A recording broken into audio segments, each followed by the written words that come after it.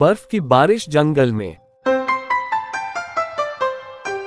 घने जंगल में एक अद्भुत घटना होने वाली थी। ये जंगल आमतौर पर गर्म मौसम के लिए जाना जाता था, लेकिन इस बार कुछ अलग होने वाला था। ठंडी हवाएं तेजी से बह रही थीं और आसमान में काले बादल घिरने लगे थे। अचानक हल्की हल्की सफेद फुहारें गिरने लगीं। यह बारिश नहीं थी, ये बर्फ थी। जंगल के जानवरों ने पहले कभी बर्फ नहीं देखी थी। खरगोश कूदते हुए बाहर आया और उसकी नन्ही नाक पर सफेद रुई जैसी बर्फ की हल्की परत जम गई। बंदर, जो हमेशा शरारती होता था, पेड़ों की शाखाओं पर चढ़कर बर्फ को पकड़ने की कोशिश करने लगा। हाथी ने अपनी सूंड ऊपर उठाए और एक लंबी सांस खींचकर ठंडी हवा का आनंद लिया। ये क्या हो रहा है? मोर ने अपने पंखों को हिलाते हुए कहा। लगता है यह कोई जादू है। उल्लू, जो बहुत बुद्धिमान माना जाता था, अपनी डाल पर बैठा सोचने लगा। कुछ देर में जंगल का हर पेड़, हर पौधा और जमीन एक सफेद चादर में ढक गई। चारों ओर एक अजीब सी शांति छा गई थी। ये सुंदर भी था, लेकिन साथ ही डरावना भी, क्योंकि जंगल के जानवरों को इतनी ठंड की आदत नहीं थी। सिंह, जंगल का राजा, अपनी गुफा से बाहर आया और दहाड़ते हुए कहा, हमें पता लगाना होगा कि यह कैसे हुआ। अगर ठंड और बढ़ी तो हमें मुश्किल हो सकती है। जंगल में रहने वाले एक बूढ़े कछुए ने कहा, यह कोई साधारण घटना नहीं है। हमें पहाड़ियों के पार रहने वाले बर्फीले उल्लू के पास जाना होगा। वह इस रहस्य को हल कर सकता है। सिंह, हाथी, खरगोश और बंदर मिलकर बर्फीले उल्लू के पास गए। उल्लू अपनी पहाड़ी गुफा में ध्यानमग्न बैठा था। जब उन्होंने उसे पूरी बात बताई तो वह धीरे धीरे बोला, यह कोई साधारण बर्फबारी नहीं है। ये हिमराज नामक बादलों की जादुई शक्ति से आए है। अगर यह ज्यादा समय तक चला तो जंगल के सभी पेड़ पौधे जम जाएंगे और भोजन की कमी हो जाएगी। हमें सूरज का बुलावा भेजना होगा। उल्लू ने समझाया कि जंगल में एक पुराना तालाब है जिसमें एक जादुई कमल है। अगर उस कमल को तोड़कर उसकी पंखुड़ियों को सूरज की दिशा में उछाला जाए तो सूरज की किरणें तेज हो जाएंगी और बर्फ पिघलने लगेगी। जानवरों ने जल्दी से तालाब की ओर दौड़ लगाए, पर तालाब अब पूरी तरह बर्फ से ढक चुका था। हाथी ने अपनी ताकत से बर्फ तोड़ी और खरगोश ने कमल को निकालकर उसकी पंखुड़ियों को हवा में उछाल दिया। कुछ ही क्षणों में सूरज की किरणें चमकने लगीं और धीरे धीरे बर्फ पिघलने लगी। जंगल फिर से हरा भरा होने लगा। वाह, हमने कर दिखाया। बंदर खुशी से कूदने लगा। सिंह ने कहा, यह हमारे मिलजुल कर काम करने का नतीजा है। अब हम जानते हैं कि चाहे कैसी भी आपदा आए, अगर हम साथ हैं तो हर समस्या का हल निकाल सकते हैं।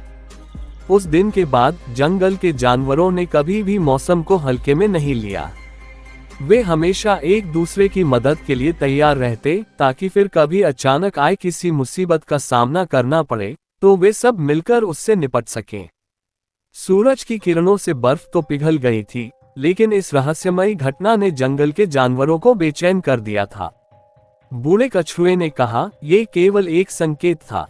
हमें ये पता लगाना होगा कि हिमराज बादल क्यों आए और क्या वे फिर से लौट सकते हैं।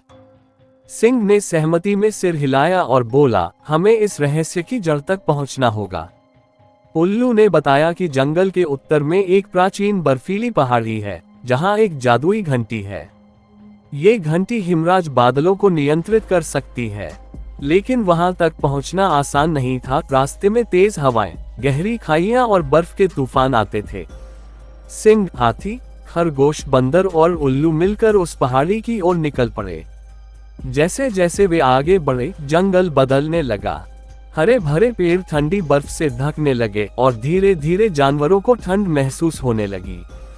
हमें तेज चलना होगा, नहीं तो हम जम जाएंगे, हाथी ने अपनी भारी आवाज में कहा।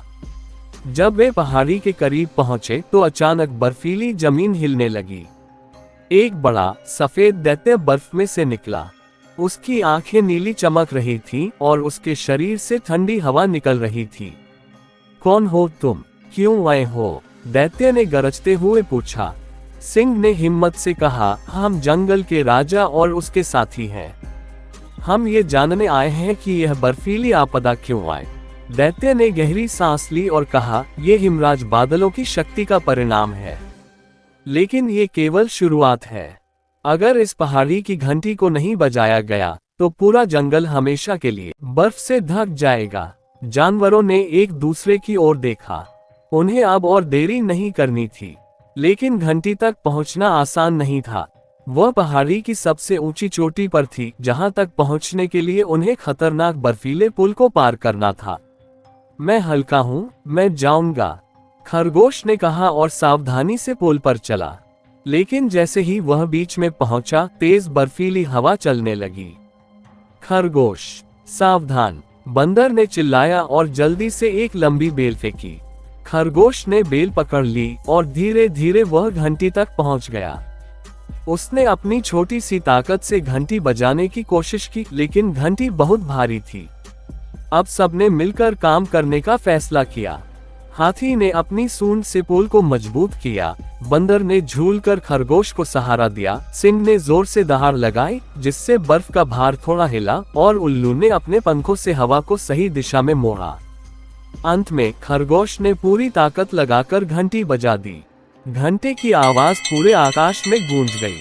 अचानक हिमराज बादल पीछे हटने लगे, ठंडी हवाएं बंद हो गईं, और सूरज की गर्मी जंगल में वापस लौट आए।